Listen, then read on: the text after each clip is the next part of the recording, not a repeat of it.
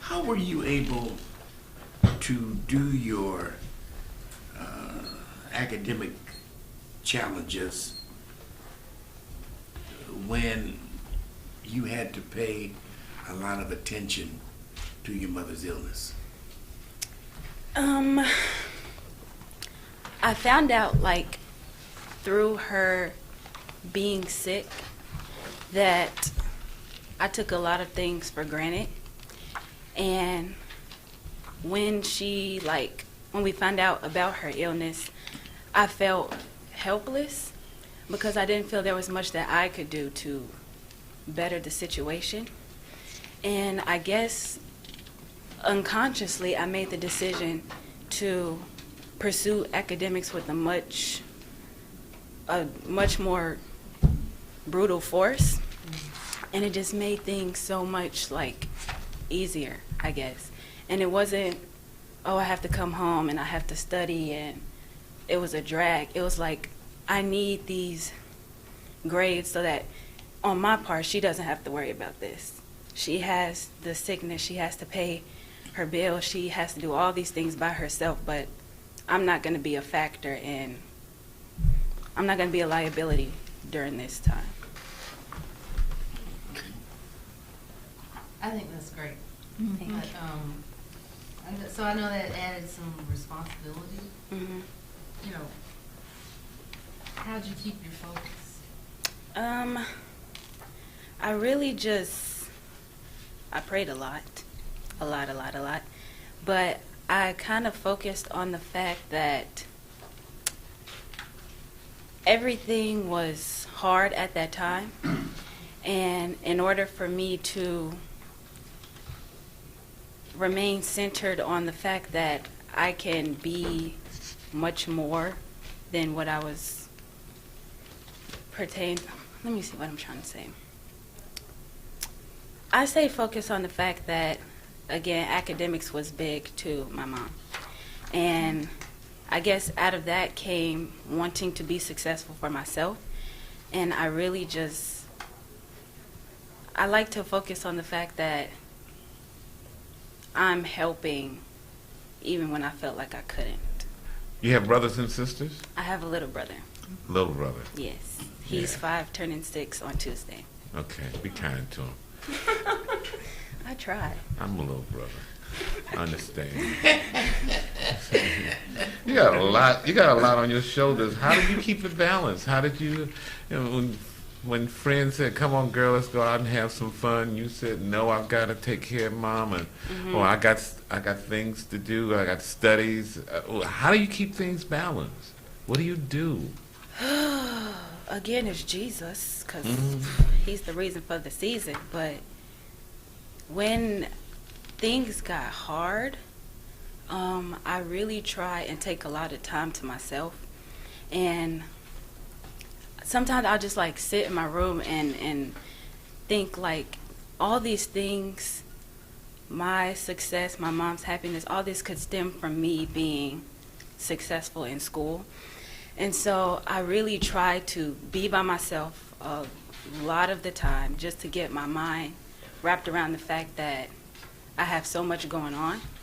And by being alone and taking that time to pray, taking that time to get my thoughts in order, everything came easy for me. I don't stress about things that aren't always in my control, that I know God is going to take care of regardless. So just trying to stay stress-free. Why marketing?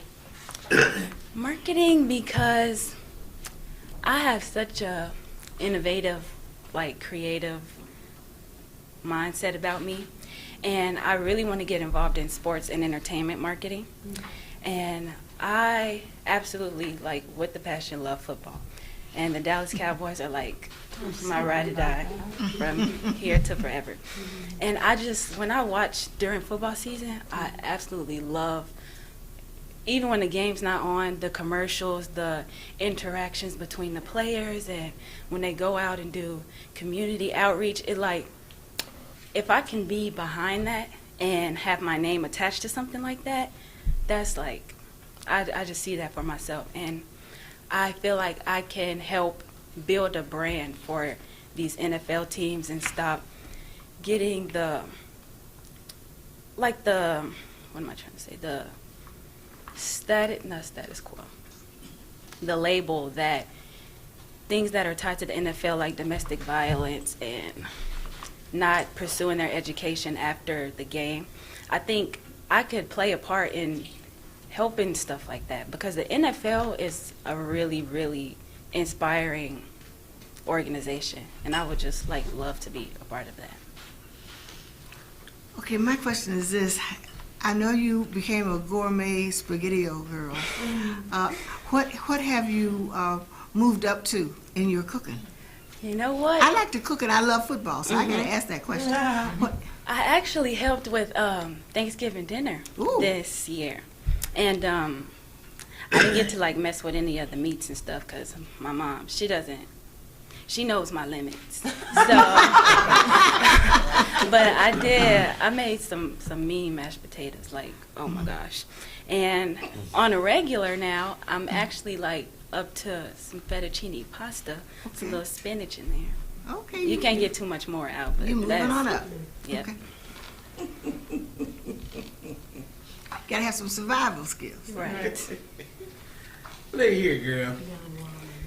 I sure would love to hear your take on to be. I'm not too big. That's right. Shakespeare thing. Okay. And then, I know you listen to Tom Joyner, Mhm. and you know he announces and makes announcements about events. And I know you made in school, you made announcements as well. Mhm. Just pretend as though, we're in your class for the day. We just coming into school. Okay. And you have an announcement you want to make to us. All What right. would it be? Just my classmates. Hello, everybody. How are you today? We actually have a few events coming up that you probably don't know about, some new things. As we are the senior class this year, I think it would be a great idea for us to leave a legacy with this school. Not too many classes have left things for the students who are going to continue the Irma Rangel name. And what I want to do is put together an award ceremony for our teachers. How does that sound? Sound good? Yeah. I think the same way we have award ceremonies for us at the end of the year, we give out highest GPA, we give out the class clown, we give out all these awards. Why don't we do that for our teachers?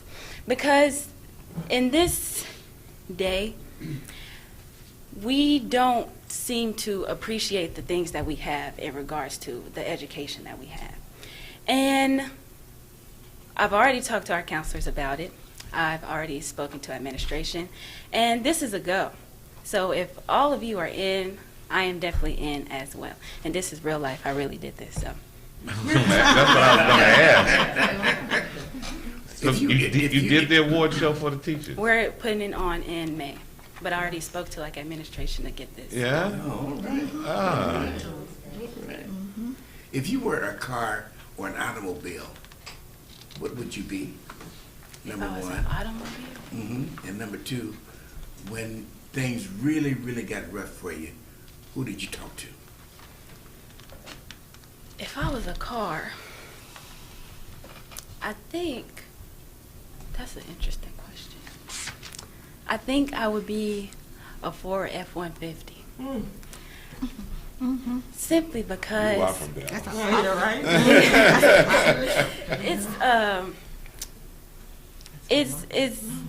it has perceptions about it, or it's a man's truck, it's a pickup truck, but it's so reliable. So many things that you didn't think it could do.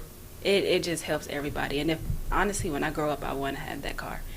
So I think I'm a reliable person. I'm very durable, can stand all types of weather, all types of rain. And speaking of that, when I did go through all of these things, I really reached out to my Spanish teacher. She we really didn't even have like an affiliation with my mom's illness and her being my teacher. But she just noticed that I wasn't the same, I guess, socially. And throughout my mom's illness, when she was going through chemo, all of that, it really helped just talking to her about how I could stay sane. And her being my Spanish teacher, Spanish was already hard because AP Spanish was the reason I could surpass my classmates as far as rank and GPA. My school is mainly Hispanic. So in regards to AP classes, they have the option to take AP French during middle school, and then since they already speak the language, they can just jump into Spanish, get those extra points, and beat everybody. So being in AP Spanish, where this was a completely different league for me, different language, when I got to learn it and I had the option whether to take AP or dual enrollment, no one stays in AP. No one who looks like me.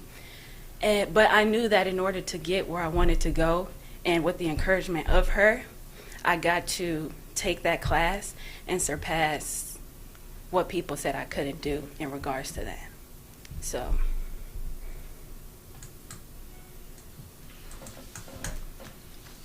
Do you have a card? A car? Mm-hmm. No. Okay, I was just curious, because when you said F-150, I want to see where your truck driving late. No, not yet, not That's yet. a cool thing. But PR, you said marketing, you said sports, something, what was it, sports? Sports, entertainment, Sports, marketing. entertainment, marketing.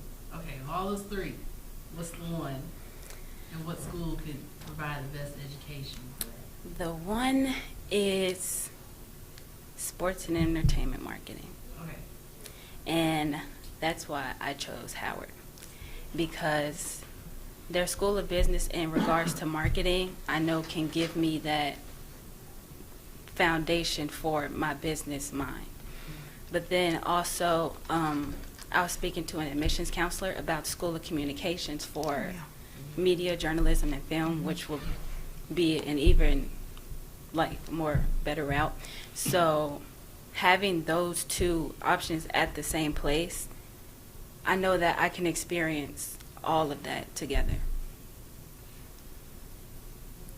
You think you can get more of a foundation for sports entertainment marketing from a HBCU than you can from a predominantly white institution? Not necessarily. Just part of the reason I want to go to the HBCU isn't just for the major that it has. I don't want to leave college feeling like I didn't get to experience my culture. And being separated during high school and having a small group of other black kids who I feel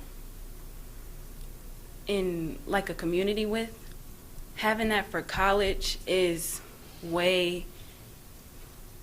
that's what is important to me. And sports and entertainment, the marketing part is what I really want to dive into in Howard. And the experiencing the media and the film part, I know that will come. But being in a place where black people are celebrated all the time and want to see me excel, that's why I want to go to HBCU. As the daughter of a breast cancer survivor, and having been a part of organizations like Komen for the Cure and the American Cancer Society, you have an opportunity now, let's just say, to create and market an organization, a new school organization for people like yourselves as a daughter, a teenager. They need to create this organization, and you are the perfect example of it. What do you call it, and what's your first step in creating this? What would I call it?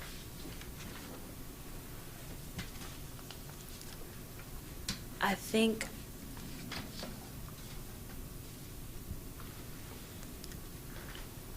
I would probably call it tackling cancer one girl at a time. And I say that because it's just being in the midst of it. I know how hard it was, not only for her, but just being surrounded by it. And there are so many teenagers. I know when it first happened, I didn't want to talk to anybody about it. I feel like it was my business. I should keep it at home. I don't need the outside. But if we have support groups for young girls to talk about things in regards to cancer that, I have fears that this will travel down into me and into my kids, into the next generation. And I feel like having an organization that could help support people like that would be amazing. So my first step to do so will probably be to gather the people who I know want to see that implemented.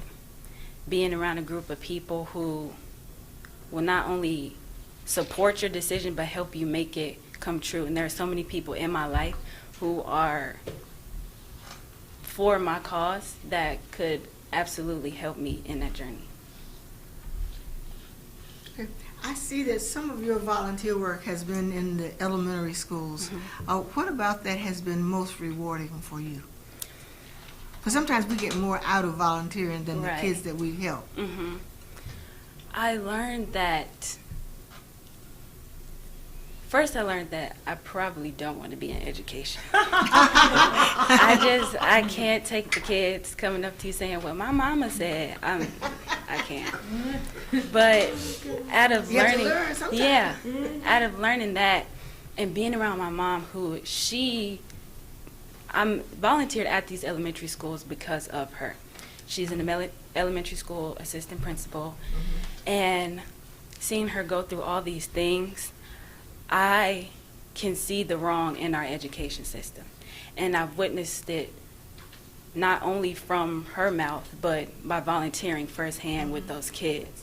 And when I can put myself in a position to get somewhere to help people like this, regardless if you're a kid person or not, there's issues in our school systems that need to be addressed, especially with elementary school kids, because that's where the issues start.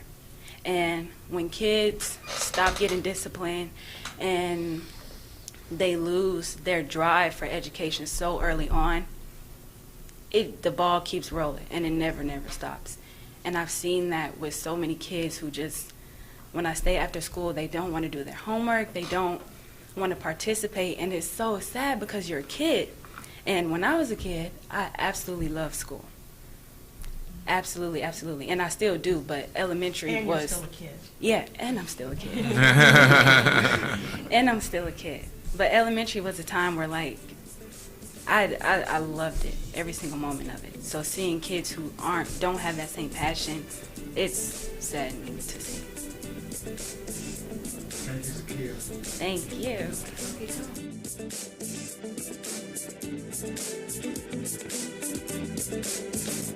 Thank you.